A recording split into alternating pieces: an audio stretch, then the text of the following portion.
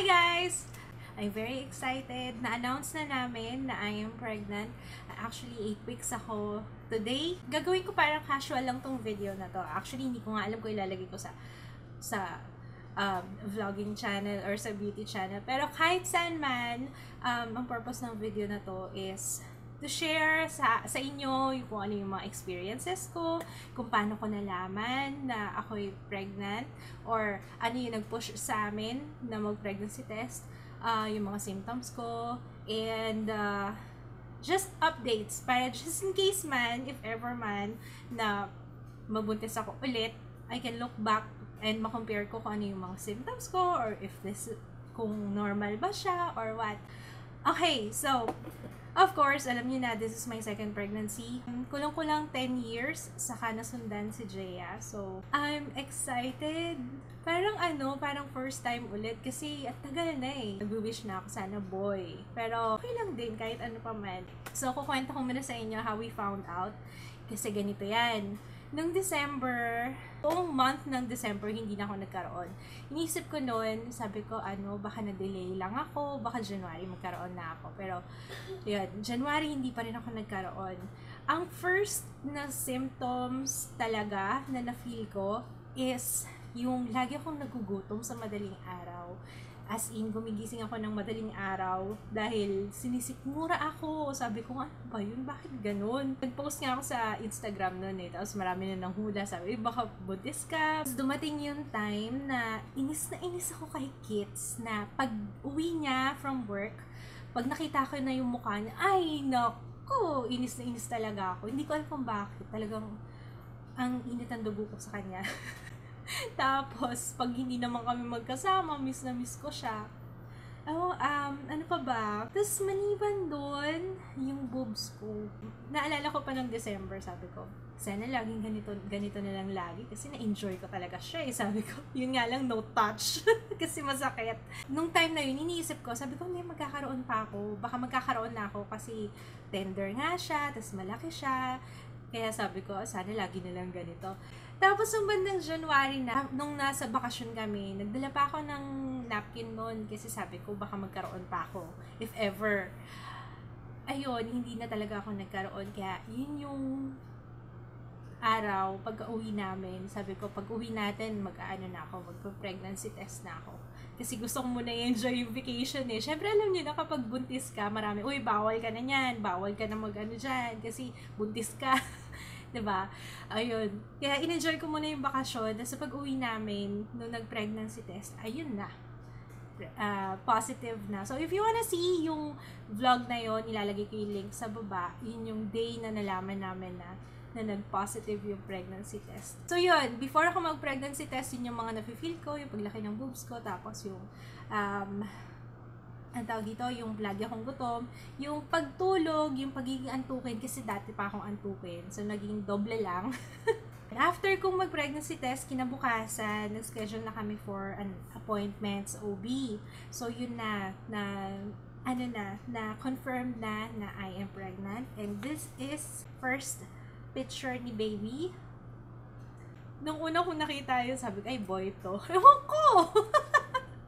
Tapos, kahit yung sister ko, yung ate ko, sabi, ay, lalaki yan. Sabi ko nga, sana magkatotoo kasi gusto ko lalaki. Meron na siyang heartbeat, 131 beats per minute. Tapos, ang aking due date ay September 8, 2015. Birthday ni Mama Mary. Dito sa ultrasound, 7 weeks. As right now, I'm 8 weeks na. I'm very happy kasi lahat normal. Walang problema, walang subchorionic hemorrhage kasi yung kay Jaya nun before, merong hemorrhage kaya pinag-bed rest ako, tapos pinainom ako ng Duvadilan, ng papakapit, tapos ayun, yun ang pinakamasaklap dun yung bed rest kasi ang hirap mag-transition ng active ka tapos biglang bawal kang kumilos. Mula nung nalaman kong buntis ako, ayun na, talagang doon na nag-all out yung aking cravings ko sa pagkain, yung sumakit yung ulo ko, pero hindi, iniisip ko dahil lang sa withdrawal sa caffeine, kasi hindi na ako nag-coffee after kong malaman na buntis ako. tinigil ko na yung coffee, nag-Milo lang ako, tapos ngayon Anmum na yung iniinom ko. Tapos tulog ako ng tulog buong araw. Tapos yun, nagising na lang ako isang umaga, bigla na lumaki yung tiyan ko. Sabi nga siguro kapag nalaman na, nabuntis na, doon na talaga mag-show talaga. Pero napansin ko na before pa, tumataba na ako, lumalaki na yung tiyan ko, sabi ko, iniisip ko pa nga pagkagaling namin ng bakasyon, kailangan mag-workout ako kasi dami kong kinain. Yung pala dahil may laman na pala yung tiyan ko. Sa cravings, nung December, nagkaroon ako ng craving sa Maki, sa California Maki. Hindi ako kumakain nun before. Tinry ko kumain, pero hindi ko siya na-enjoy. Tapos nung December, nakita ko ng picture sa Facebook. Tapos sabi ko, uy, gusto ko ng Maki. Parang gusto kong kumain. Tapos nagpabili ako kay kids. Hanggang sa every other day, nagpapabili na ako. Tapos hanggang sa pinag-aralan ko kung paano gawin yung Maki. Yun, kaya nga sabi ko, iba na yata yung panlasa ko. Bakit dati hindi ko naman to gusto? Bakit ngayon bigla ko na lang siyang nagustuhan? Yung bigla namang naging ayaw ko, yung fried rice ni Kids. Paborito ko yung sinangag niya. Tuwing umaga, talagang gusto ko, lagi ko nire-request yun sa kanya. Sabi, uy pa, sangag mo naman yung bahaw natin. Kasi gusto ko yung sinangag niya, sarap-sarap. Kasi ngayon, makikita ko pa lang yung sinangag niya. Parang, yung naglalaway na ako na hindi magandang paglalaway, yung gusto ko ng maduwal. Basta pag nakakita ko ng mga prito, hindi ko type, parang ayokong kumain. Wala na ako ng gana pag nakakita ko ng prito. Yun, kinakrave ko ngayon, fruits. Ayun, kapag nagpapabili na ako ng fruits kay kids, medyo parang doon niya na-feel. Alam niyo bang nag-all out siya sa palengke, ang dami niyang biniling prutas. Siguro na-feel na rin niya. Di ba yung iba parang hindi kakain ng gulay pag buntis. Pero ako, pag buntis ako, doon ako mas lalong nagka-crave ng mga healthy food, which is good, di ba? Kaya, yun, ang gusto ko ngayon lagi yung mga gulay, ginisa, stir-fry, chop suey, pinakbet, yun talaga, pinakbet. Sa weight gain ko mula nung, buti na lang nakapagtimbang ako before ako magbuntis, 57 ako noon. Alam ko nag-workout pa ako ng December 57 ako noon, tapos ngayon 59 na ako, minsan 60. Dun sa clinic ng OB ko, 60 ako. Pero dito sa timbangan ko, 59.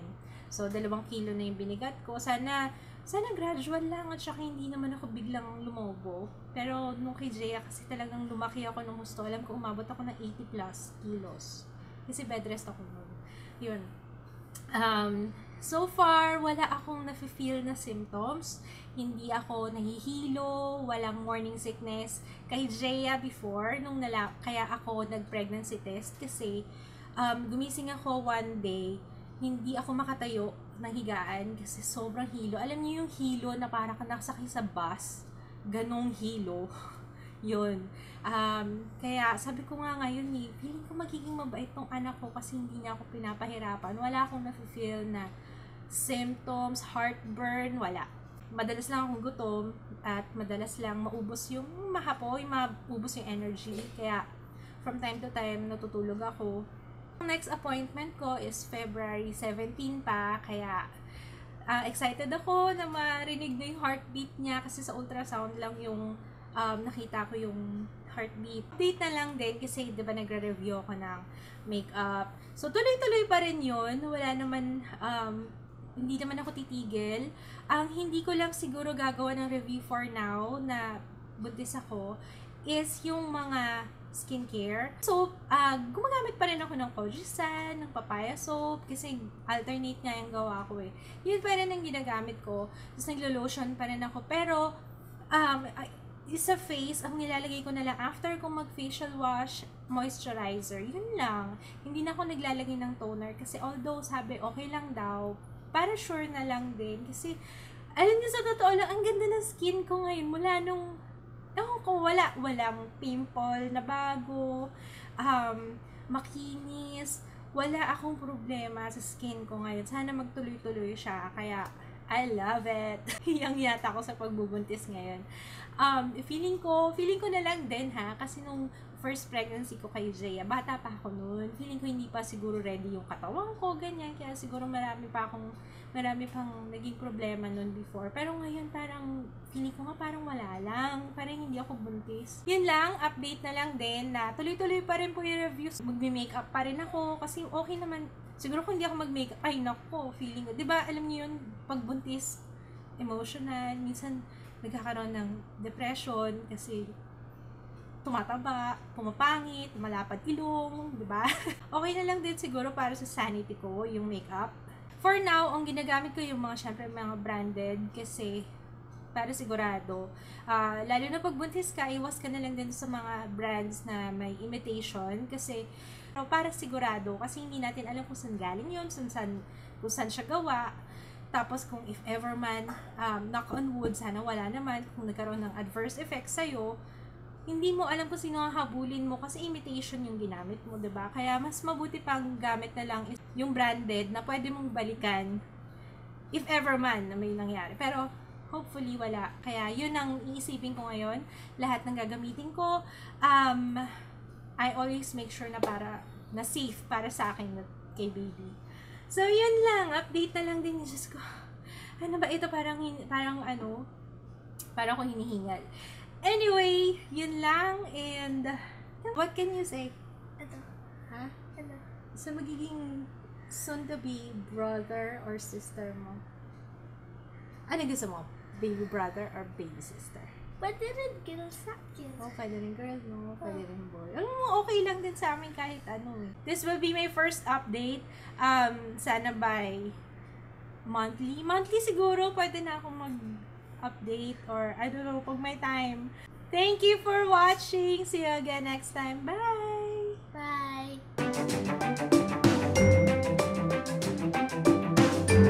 Lagyan mo ko ng oil sa balakang. Ano sabi mo? Yung Walking Dead, kailan?